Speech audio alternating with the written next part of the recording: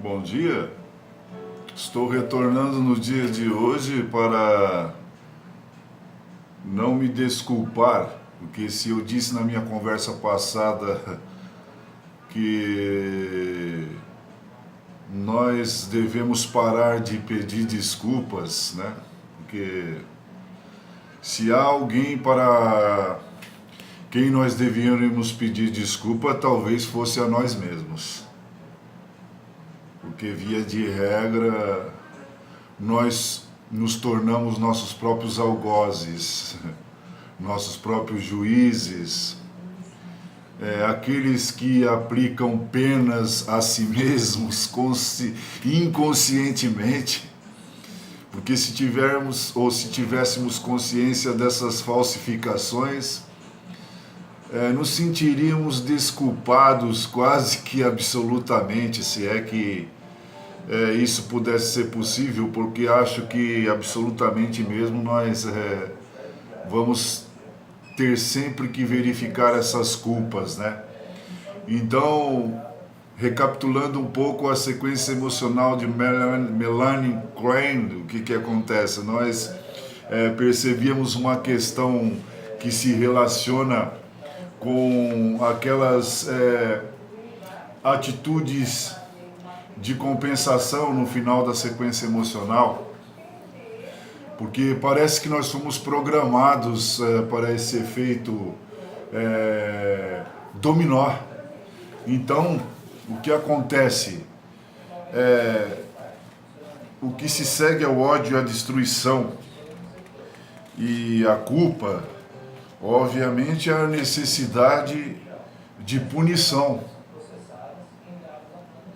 Infelizmente, nós sentimos essa necessidade de autopunição e, via de regra, nos satisfazemos na punição que os outros sofram, porque há uma necessidade, vamos dizer assim, uma necessidade premente de reparação.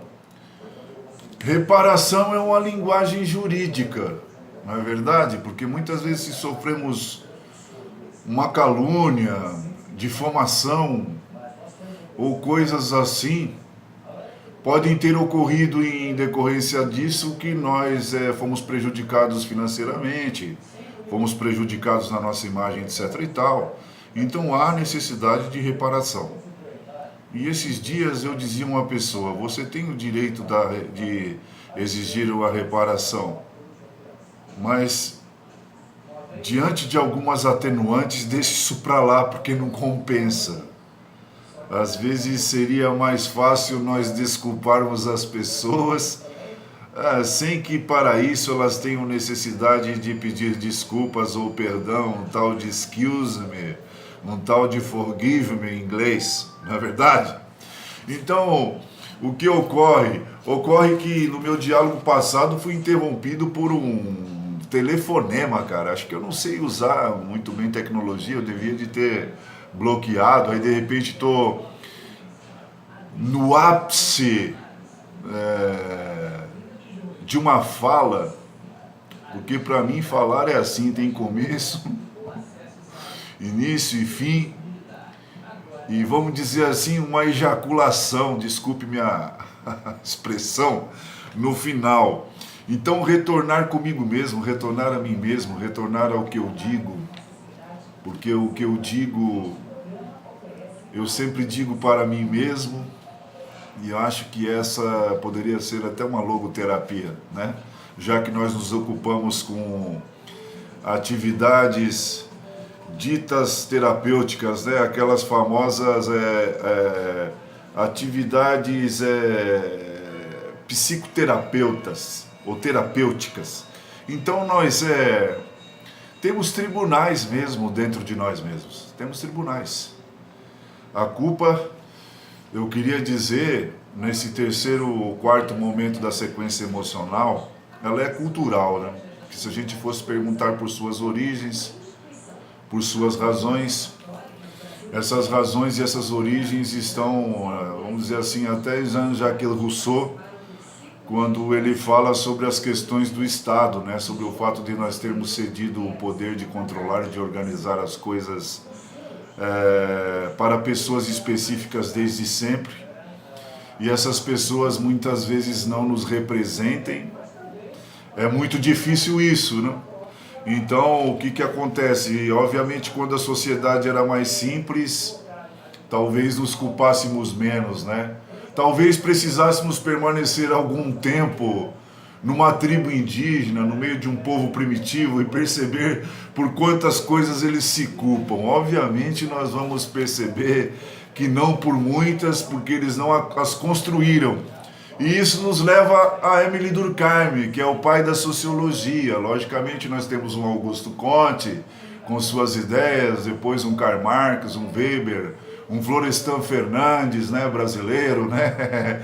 Um Fernando Henrique, que negou a sociologia, né, o ensino médio.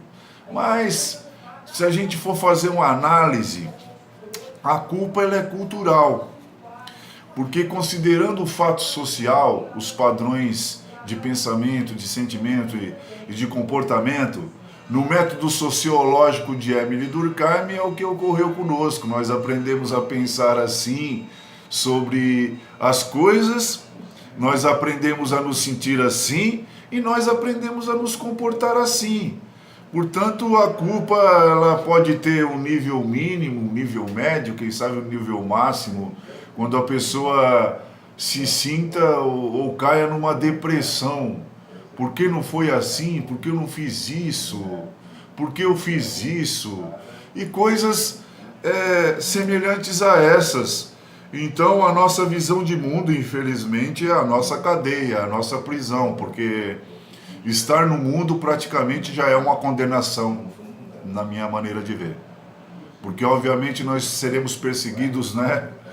Como disse muito bem o Foucault, pela microfísica do poder. Porque se nós soubéssemos onde está o poder, nós poderíamos enfrentá-lo, mas o poder se nomeia e se manifesta, vamos dizer assim, em suas estratégicas ações, minimamente.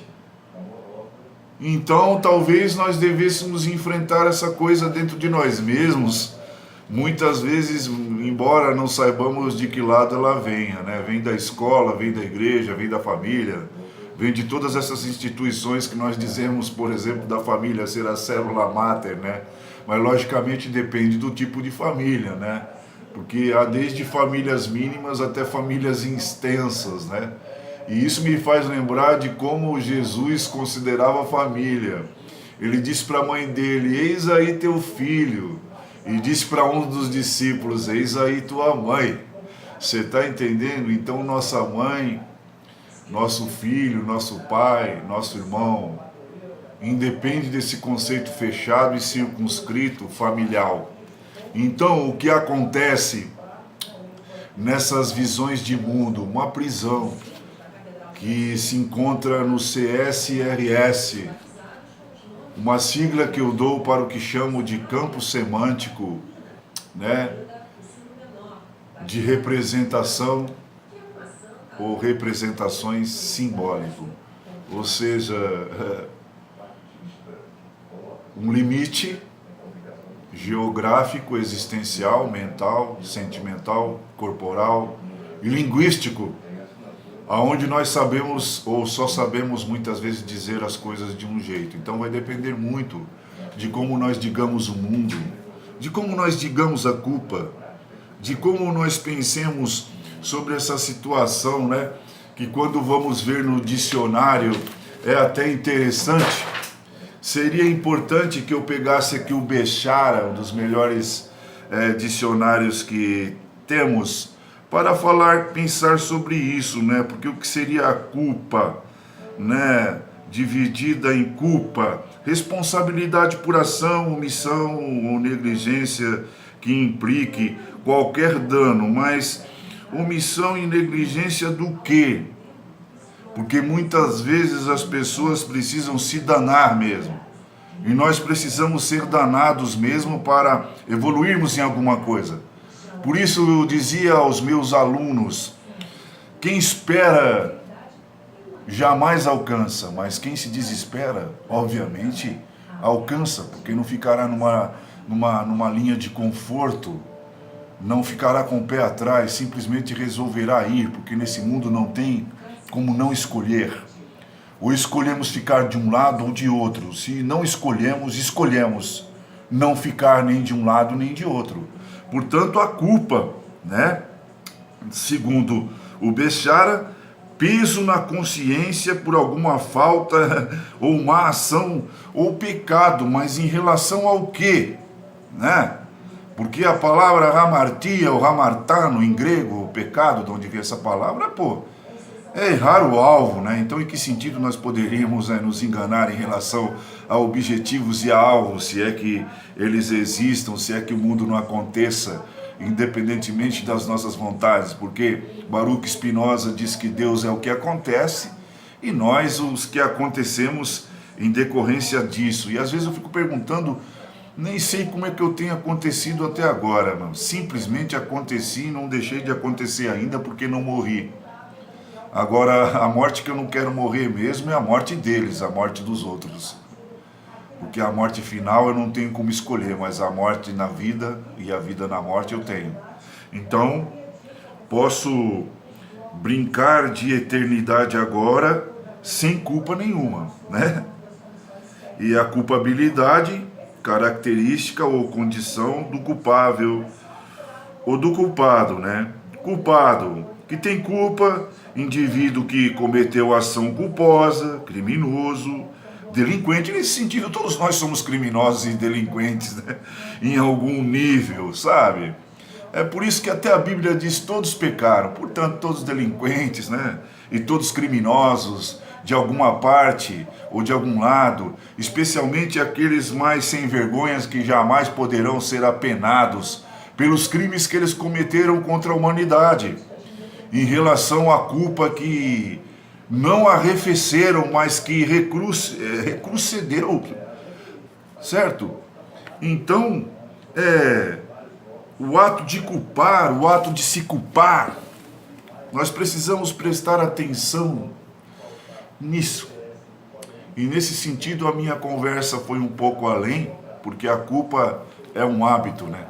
O hábito de se culpar, o hábito de culpar e o hábito em sequência de se punir ou punir alguém, né? A causalidade sempre no desejo. Então, talvez precisássemos desmistificar, quem sabe desmitologizar, né? Segundo a visão até teológica, né? De um sujeito chamado Karl Barth, guardadas as suas devidas proporções, eu poderia dizer que estou pensando em dizer, para concluir essa nossa fala, no mínimo, e não simplesmente editar, censurar e acabar dizendo outras coisas às pessoas. Até mais, eu acho que vou voltar essa conversa, porque se você não conversa comigo, se é possível essa tecnologia de conversa, eu converso comigo, pô. Eu acho uma das melhores conversas que tem, as mesas redondas que faço comigo, porque semigo não tem jeito, amigo. Abraço.